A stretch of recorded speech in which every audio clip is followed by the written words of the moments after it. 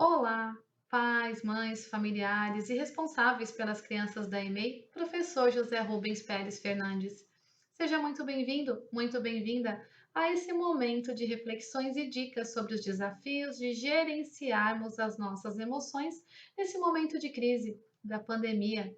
Ainda mais considerando que, além de cuidarmos de nós, também temos crianças e outras pessoas queridas que dependem de nós. Eu sou Viviane Minoso, eu sou psicóloga e educadora emocional positiva. Eu sou especialista na área de psicologia positiva. Mas eu também sou mãe. Eu tenho um filho de 4 anos e meio e uma filha adolescente de 14 anos. Então, além de profissional da área, também como mãe, eu vivo na pele os desafios de educar os meus filhos da melhor forma possível em casa. Mas antes de falarmos dos desafios de apoiar o estudo dos nossos filhos em casa, que tal falarmos um pouquinho de nós, adultos, pais, sobre mim, sobre você? Entender sobre as suas emoções e como você está se sentindo nesse momento? Ao longo das nossas vidas, nós não fomos educados a reconhecer as nossas emoções. E em momentos desafiadores como esse, nós acabamos abafando o que estamos sentindo. E tudo vai ficando como uma bola de neve, sabe? Uma panela de pressão que às vezes explode em um grito, em uma irritação, um mau humor, uma crise de ansiedade ou depressão. Então, nessa palestra, eu vou falar um pouquinho para vocês sobre os nossos desafios, né? De como nós podemos gerenciar as nossas emoções da melhor forma possível e com algumas técnicas, algumas estratégias aí que a gente pode aprender a lidar com as nossas emoções, ok? Muito bem. Talvez você esteja pensando, ah, mas esse vídeo não é para falar sobre os meus filhos? E como eu posso ajudá-los? Sim, essa palestra, né, nesse formato de vídeo também é para isso, mas aqui eu trago um ponto de reflexão. Imagina o seguinte: um avião, antes de um avião decolar para o seu destino, sempre tem uma comissária de bordo que dá algumas instruções iniciais para os passageiros. Dentre essas instruções, algumas delas são: pede-se para colocar o cinto de segurança e avisa aos passageiros que, em caso de despressurização do avião, vão cair máscaras, né, de oxigênio e que você deve primeiro colocar em você para depois colocar nas outras pessoas, nos seus acompanhantes de viagem, familiares e tudo mais. E aí vem a seguinte reflexão: por que será que toda vez antes de um avião decolar, a comissária de bordo diz isso? Por que será que ela foi orientada a dizer isso toda vez? Essa orientação ela acontece porque se o pai não colocar a máscara primeiro nele, né, nesse caso de despressurização do avião, ele pode passar mal, pode ficar sem ar e até desmaiar. E aí dessa forma ele não vai ter condição de cuidar dos seus filhos ou dos seus acompanhantes, concorda? Eu acredito ser muito importante trazer essa reflexão, porque ela também se aplica nos dias atuais. Primeiro, porque você, eu, nós adultos, nós precisamos, né, seguir as orientações da Organização Mundial de Saúde para nos proteger dessa pandemia. Ou seja, higienizar bem as mãos, usar as máscaras, o distanciamento social, né? Ficar em casa, mas quando precisar sair à rua, enfim, as orientações de usarmos as máscaras, mas dentre outras medidas que são fornecidas pelos órgãos competentes aí de saúde. Mas também, como pais, nós precisamos cuidar das nossas emoções e de como nós reagimos a tudo o que acontece no nosso dia a dia, para que assim a gente possa cuidar dos nossos filhos da melhor forma possível.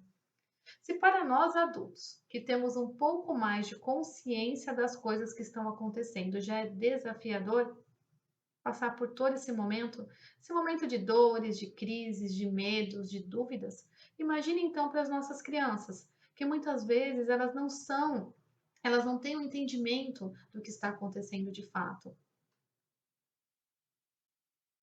Muitas vezes elas só sentem as nossas angústias e, por consequência, acabam se sentindo angustiadas também.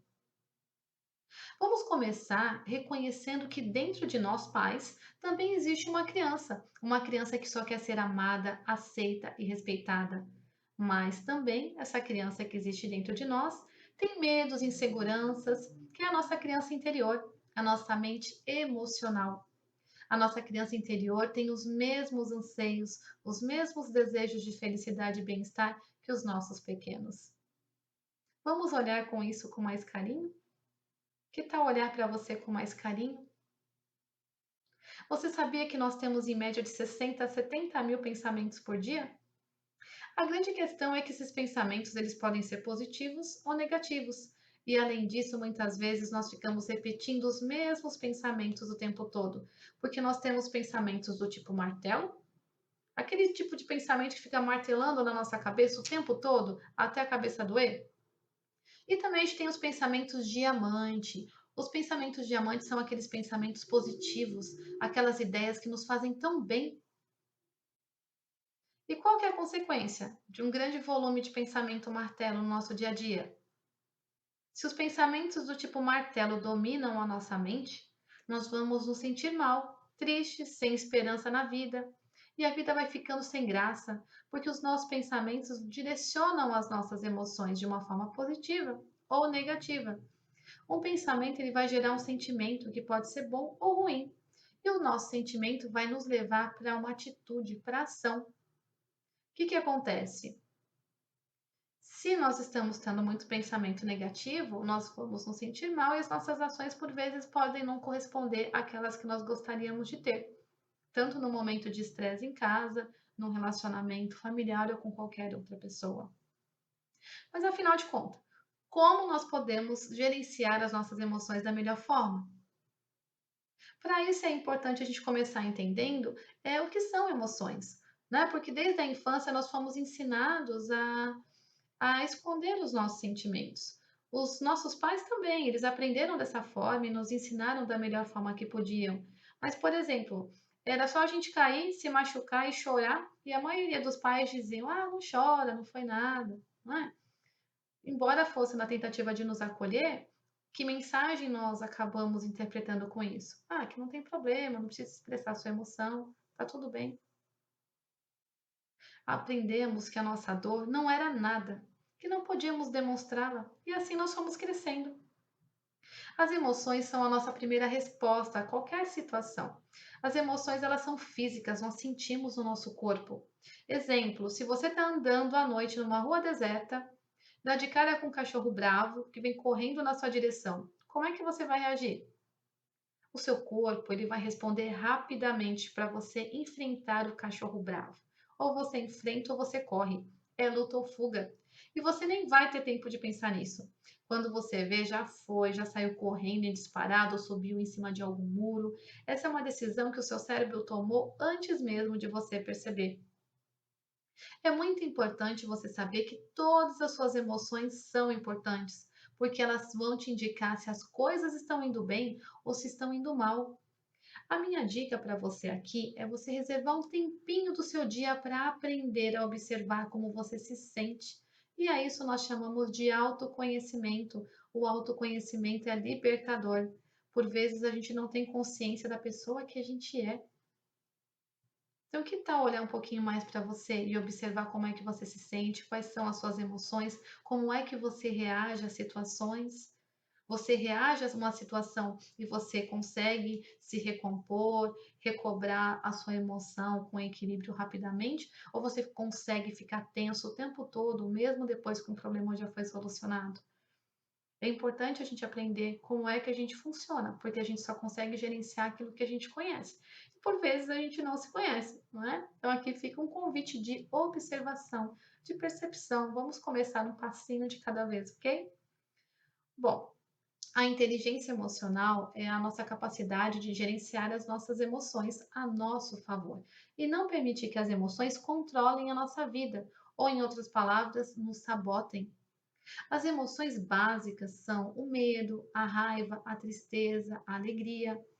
Essas emoções elas atuam na nossa vida de uma forma tanto consciente quanto inconsciente. O medo, por exemplo, ele é um mecanismo de proteção contra perigos reais ou até criados pela nossa mente consciente. Às vezes a gente, né, fantasia, cria alguns medos que não existem. Tem medos que são verdadeiros. O medo é um mecanismo para nos proteger. A raiva já é uma energia de movimento, ela nos impulsiona a agir para superar as dificuldades, de uma forma que pode ser construtiva ou às vezes destrutiva. Às vezes, no momento de raiva, a gente faz muita coisa que a gente se arrepende. Por isso que é importante a gente conseguir entender como é que a raiva se manifesta na nossa vida, para a gente aprender a lidar com ela. A tristeza, ela sinaliza quando algo já não faz mais sentido na nossa vida. Ela permite a descoberta de novas fontes de felicidade. Então, a tristeza, ela é um indicador positivo. O ruim é você ficar se sentindo triste durante muito tempo, mas reconhecer que você está triste por algum motivo e nomear, entender o que que aquela tristeza está querendo te mostrar que você não está conseguindo enxergar, é um fator importante para o seu autoconhecimento. E temos também a alegria. A alegria é o propósito de todas as coisas, né? Funciona como um combustível para nos ajudar a superar as dificuldades da vida. Quanto mais você se conhecer, mais você vai aprender a fazer escolhas conscientes para te ajudar a conquistar a vida com muito mais bem-estar. Nesse momento em que a pandemia tem causado impactos na saúde, na economia e que vem também modificando os hábitos da população em diversos países, né, mundialmente, as consequências como as mortes, a quarentena e o reforço do distanciamento social, eles podem nos trazer, fazer com que a gente se sinta ainda com mais medo, sobrecarregados, desamparados. Embora a ameaça seja real, o pânico e as emoções à flor da pele, eles deixam a situação ainda muito pior. Por isso, eu vou compartilhar com você algumas ações que você pode adotar para melhorar as suas emoções, para melhorar a forma como você gerencia as suas emoções nesse momento que é muito desafiador para todos nós, né? A primeira dica é começar a dar nome para suas emoções. Se manter apreensivo, negar a situação só vai piorar as coisas. Reconhecer os seus sentimentos vai te ajudar a lidar com eles. Você pode conversar sobre como você está se sentindo com uma pessoa da sua confiança, ou você também pode escrever como você se sente. Essa atitude de expressar, de reconhecer e nomear como é que você está se sentindo, ela também vai poder te ajudar a se conectar com outras pessoas que estão se sentindo da mesma maneira e não sabem, né? Porque a menos que você expresse, que você comunique. Isso pode te ajudar a normalizar os seus sentimentos e também a ter mais apoio nesse momento desafiador. Uma outra estratégia é focar no que você pode controlar. Nem tudo está no nosso controle. Aliás, a maioria das coisas não estão sob o nosso controle, só nós mesmos, só as nossas escolhas. Mas existem coisas que nós podemos fazer para aliviar os riscos que são desnecessários. Como, por exemplo, você pode conversar com as pessoas próximas e ver o que você pode fazer para ajudar. Você pode ter ideias simples de como ajudar nas compras, diminuir o número de pessoas que precisam ser expostas na rua, se de repente você tem alguma pessoa em casa, né, na zona de risco, e você precisa proteger essa pessoa, que precisa ter um distanciamento social maior, o que você poderia fazer por essa pessoa que te traria um pouco mais de segurança e te deixaria mais sob o controle, né, dentro do que seja possível da situação? Quando você olha para as soluções, você também fortalece as suas conexões com as pessoas e se liberta daquelas preocupações desnecessárias, com a consciência tranquila de que você fez tudo o que era possível. A terceira dica é receba notícias e atualizações de fontes confiáveis. Durante os tempos de crise, muitas notícias falsas, boatos podem provocar ainda mais estresse e medo do que o que já está aí, né? Medos desnecessários. Quando você aceita informações de especialistas, de médicos, de fontes confiáveis, né, você está fazendo a sua parte para conter também o pânico. A gente recebe muitas mensagens por WhatsApp que nem sempre são verídicas. Então, assim, como a gente pode buscar fontes verídicas, verdadeiras, né, para se munir de informação para nossa precaução, para o nosso dia a dia. Então, evite ficar ouvindo o dia inteiro as notícias sobre a pandemia. Escolha um horário do dia para você buscar uma fonte confiável e se atualizar, mantendo sempre as medidas adequadas de precaução para a sua saúde. A quarta dica é faça uso criativo do seu tempo nesse isolamento. Enquanto tem pessoas infectadas em quarentena, muitos de nós terão um distanciamento social durante algum tempo e vamos ficar sozinhos mais do que estamos acostumados, não é? Esse é um momento bom também para a gente conversar com os nossos familiares, com aquele amigo com quem você não conversa há muito tempo. Mandar uma mensagem, ligar, ouvir a voz das pessoas queridas, isso ajuda a quebrar essa sensação de isolamento, de se sentir sozinho. E tem também outras atividades que você pode usar, né, no seu dia a dia para trazer um pouco mais de distração, um pouco mais de inspiração, de alegria, como de repente ler um bom livro, escrever, aprender algo diferente. Também você pode considerar algo para se relaxar, uma meditação, um relaxamento, um exercício respiratório. Isso vai acalmar, né, o seu sistema imunológico agradece. Uma outra dica interessante é a respiração consciente. Essa é uma dica muito simples, mas também é muito poderosa, que é respirar de forma consciente. Tem um exercício de respiração que eu sempre indico para os meus clientes, para os meus alunos, que é de respirar em 5 tempos. Funciona assim: você escolhe um cantinho da sua casa para sentar e foca a sua atenção na sua respiração, no ar que entra e no ar que sai. E assim você começa inspirando, contando mentalmente até 5, segura o ar, contando mentalmente até 5 e solta, contando o ar até 5 mentalmente. O que vai acontecer? Quando você faz esse exercício de respiração de 5 a 10 vezes, você vai trabalhar o seu corpo físico, sua fisiologia, e sua própria respiração vai mandar uma informação para o seu cérebro de que está tudo bem e que ele pode relaxar. É um exercício simples, mas muito poderoso e você faz em 2 minutos. E a sexta dica é apoiar as crianças em suas emoções. Sim, é verdade, os sentimentos das crianças são reais. E como adultos, uma forma de ajudar as crianças é respeitando-as.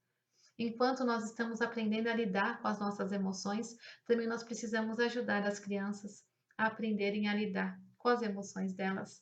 Não precisamos compartilhar tudo, mas as crianças, elas acabam sentindo, mesmo que a gente não diga, né? Então, quando a gente acaba se sentindo muito estressado ou com muitos medos, a gente pode acabar passando isso para a criança, ela vai perceber. Isso também pode aumentar os níveis de ansiedade delas. Nesse momento, nós precisamos, claro, ser autênticos, né? Gerenciar as nossas próprias emoções de uma forma equilibrada, mas os nossos filhos, as nossas crianças, elas também estão em casa e elas precisam de nós.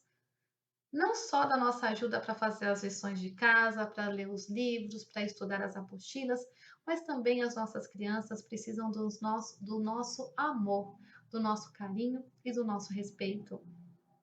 Falando em crianças, nós não podemos esquecer da importância das relações familiares para a saúde emocional dos nossos filhos.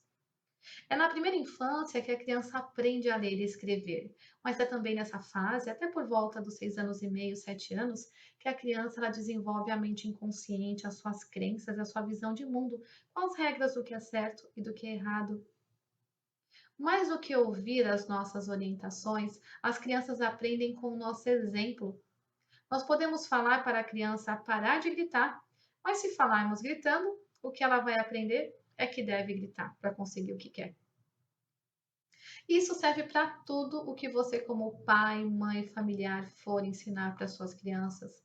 Observe os seus hábitos e o quanto eles estão ajudando no processo de aprendizado da sua criança, para que ela se torne um adulto de bem. No fundo, o que mais nós queremos é que as nossas crianças cresçam e sejam felizes.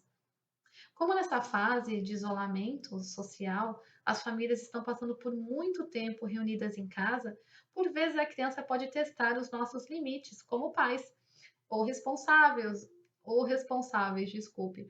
E se nós não soubermos gerenciar as nossas emoções e orientar a criança na necessidade dela, o estresse pode aumentar.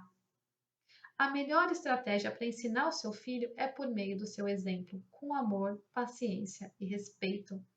Com o fechamento provisório das escolas em todo o país, muitos pais estão agora monitorando a educação em casa e, ao mesmo tempo, tentando ganhar a vida no meio da crise econômica. Nesse ambiente de novas rotinas, de novas incertezas, é muito provável que o seu filho mostre também grandes sentimentos e comportamentos desafiadores. Talvez você esteja se perguntando: como eu posso reduzir o estresse de ensinar em casa? Eu tenho ouvido de muitos pais que, apesar de seus melhores esforços, os seus filhos estão lutando para atender às expectativas de estudar em casa. Tem crianças que nunca tinham apresentado desafios de comportamento, comportamentos inadequados, né, exacerbados antes, ou até emocionais, emoções mais intensas, e que agora estão enfrentando problemas. E tem também aquelas crianças que já lutavam para estudar e que agora estão mostrando um aumento desses desafios, dessa resistência. Então, para te ajudar a reduzir o estresse na hora de ensinar em casa, eu vou te explicar três maneiras úteis, né, de você apoiar o seu filho, mas também de gerenciar o seu próprio estresse durante esse período de distanciamento social e de ensino e apoio ao aprendizado em casa. Existem várias, não tem uma forma de bolo, todos nós estamos aprendendo a lidar com isso, né? Afinal, é um momento desafiador para todos nós, mas tem algumas estratégias que podem ser poderosas e podem te ajudar, sim, a gerenciar a sua vida, sua rotina na sua casa com muito menos estresse. A primeira delas é simplificar. Relaxe os padrões de cobrança de um nível mais apropriado para esse momento de pandemia. Por quê? Se você é pai ou mãe e de repente tenta equilibrar o trabalho remoto, a educação dos seus filhos em casa, a sua família pode se parecer um pouco com a minha. Enquanto eu estou aqui gravando esse vídeo, eu também estou alternando minhas atividades em atender meus clientes, em dar minhas aulas, à distância, né? Claro, cuidar dos meus filhos, ajudá-los nas suas tarefas da escola, mas também cuidar da casa, dos afazeres, né? Da alimentação, enfim.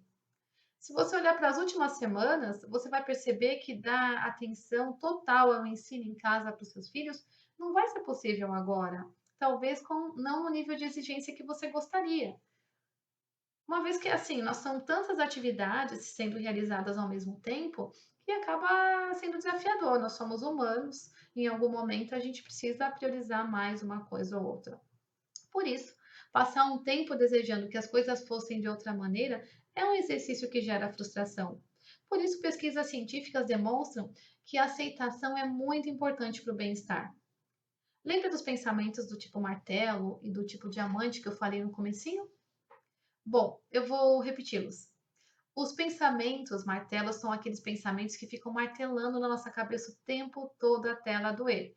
Sabe aquela vozinha na nossa cabeça? É isso. E os pensamentos diamante, eles são aqueles pensamentos bons, verdadeiros, aquelas joias no formato de ideias, de lembranças positivas que nos fazem bem. Então, eu vou trazer agora alguns exemplos de pensamentos do tipo martelo e de pensamentos diamantes para te ajudar nesse momento de reflexão, ok? Bom, um exemplo de pensamento martelo. Eu não estou conseguindo ajudar direito os meus filhos nas tarefas de casa. Um exemplo de pensamento diamante que pode substituí-lo é: eu estou fazendo o possível para ajudar os meus filhos a aprenderem em casa durante essa crise. Outro exemplo de pensamento martelo: eu não estou trabalhando direito em casa, não estou conseguindo fazer nada direito. Um exemplo de pensamento diamante, que pode ser mais positivo do que esse, é: estou fazendo o possível para trabalhar em casa durante essa crise da melhor forma possível. Um outro exemplo de pensamento martelo é: não estou conseguindo ser tão produtivo como normal, eu não estou conseguindo ajudar os meus filhos, não estão conseguindo cuidar da casa, e aí eu me sinto impotente. Um pensamento diamante é: eu vou me concentrar no que eu posso realizar nas próximas 24 horas e vou deixar de lado o que não posso realizar agora. Eu vou criar uma agenda positiva de estudos e vou reservar pelo menos 2 horas por dia para acompanhar os estudos das minhas crianças, dos meus filhos. Você consegue perceber como pequenas mudanças de pensamento já podem fazer uma diferença no seu bem-estar? Se você estiver enfrentando muitas dificuldades com o ensino em casa para as crianças, principalmente do ensino fundamental, em torno de 1 a 2 horas de estudo em casa já são suficientes. É melhor concluir uma tarefa com boa qualidade e com calma do que lutar o dia inteiro para fazer tudo com estresse. As pesquisas mostram também que a gratidão é uma outra maneira de cultivar o bem-estar em nossa vida, mesmo em momentos difíceis como esse. Existe sempre uma oportunidade de agradecer e de aceitar o que você pode ou não fazer em um momento de crise. Uma atividade simples que você pode fazer com sua família, com seus filhos, é quando começar o dia, você já pode começar dizendo ou desenhando alguma coisa pela qual vocês se sentem gratos. E colocar gratidão logo no começo do dia. Isso já vai fazer com que vocês sintam um sentimento, que vocês tenham, né, um sentimento positivo logo no início do dia. Por isso que, assim, a primeira maneira de você reduzir o estresse no ensino em casa é simplificar, simplificando e relaxando os seus padrões de cobrança num nível que seja mais equilibrado para o momento atual que vivemos, ok? Bom, vamos a uma segunda maneira de você diminuir o estresse, do momento, né, do ensino em casa. E essa outra estratégia, ela vai muito no sentido de você se organizar e manter a sua calma. A segunda maneira é organização e manter a calma para se estruturar, para se organizar, para estruturar uma rotina.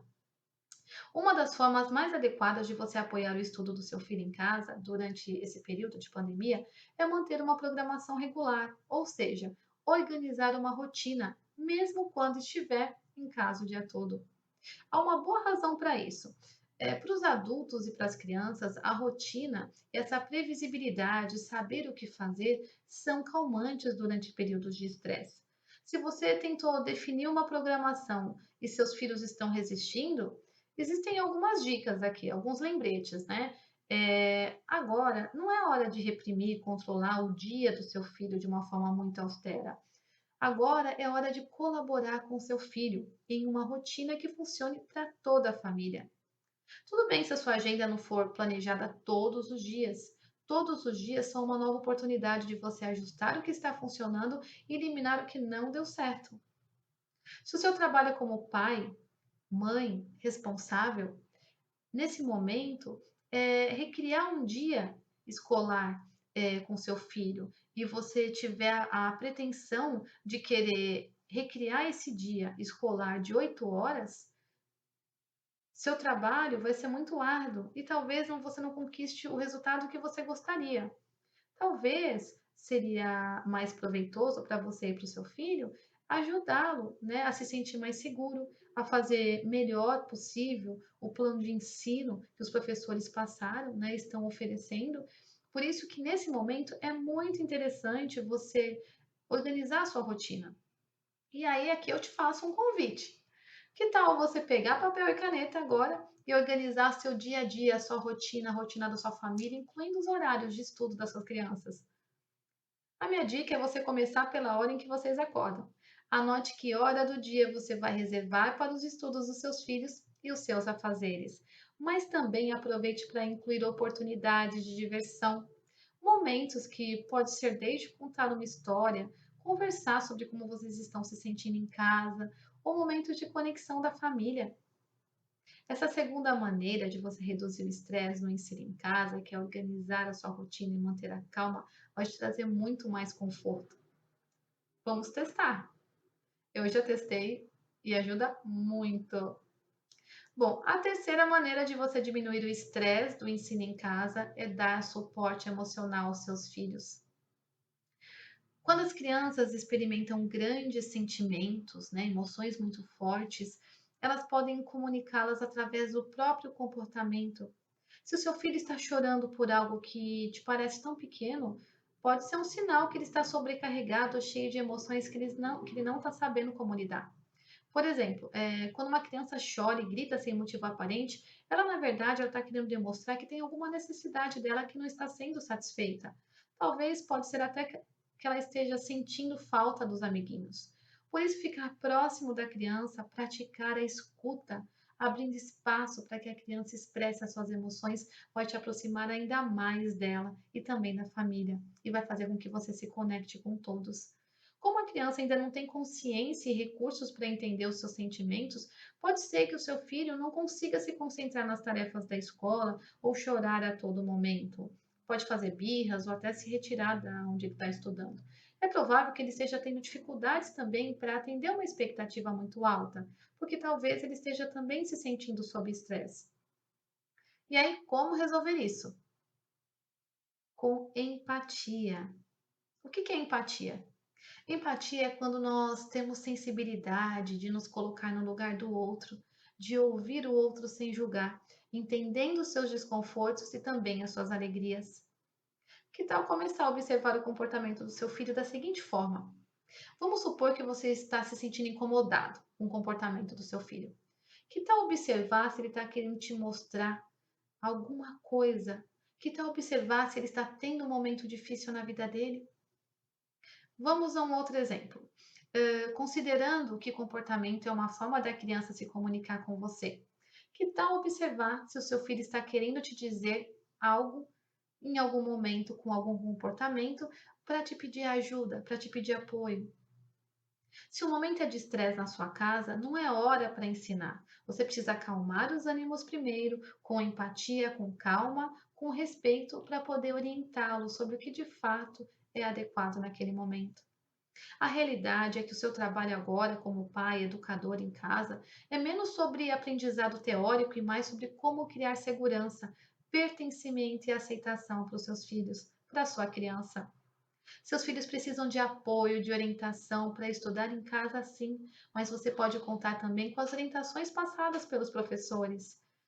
A habilidade mais importante que você, como pai, familiar ou responsável de uma criança, pode ensinar nesse momento é como lidar com grandes sentimentos sob estresse. Você pode começar a rotina de estudo trazendo um momento de calma também para o seu filho. Lembra que eu falei da respiração consciente?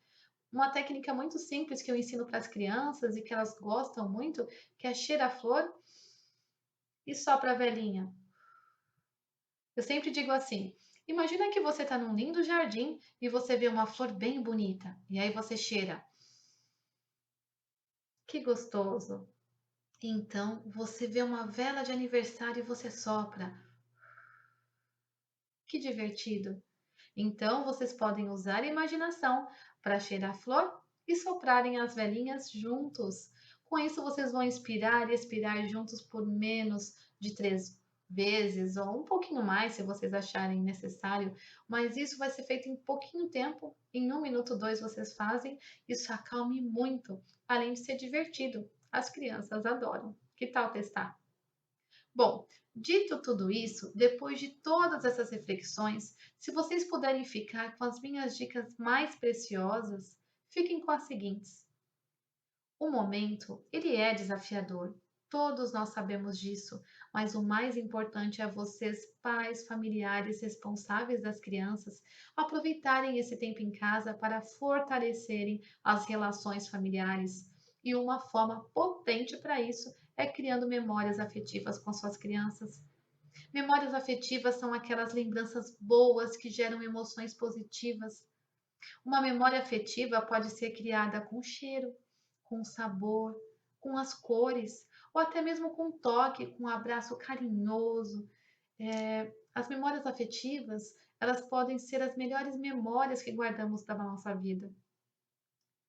Por isso, o meu convite a você é que aproveite esse tempo de distanciamento social em casa para a aproximação das pessoas que você mais ama. Como seria você pegar a sua criança agora no colo, abraçar, beijar, criar um momento de descontração? Um momento de descontração, ele pode gerar desde brincadeiras, pular, dançar, fazer caretas no espelho, mesmo que seja por pequenos instantes.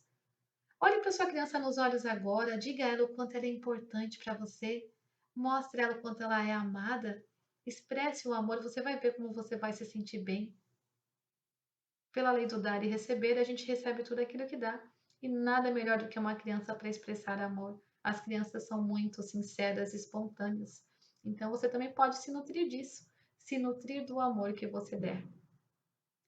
Uma outra dica bacana é contar histórias, mesmo que sejam somente aquelas histórias antes de dormir ou as histórias que você crie, claro, desde que sejam positivas e favoreçam a imaginação criativa e positiva da criança. E por fim, eu te convido a celebrar momentos de amor em família. O amor nutre os nossos relacionamentos e também a nossa vida.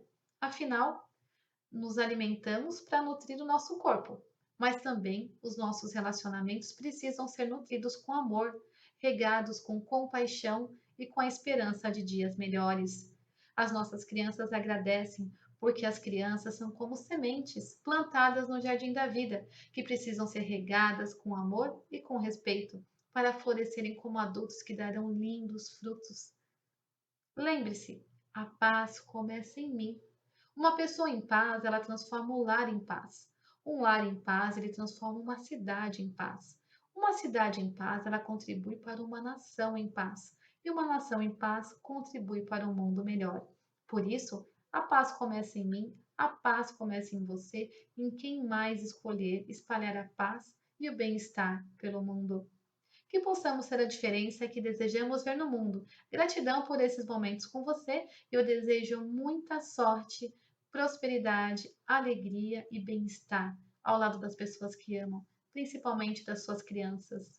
Seja feliz hoje e sempre. Gratidão.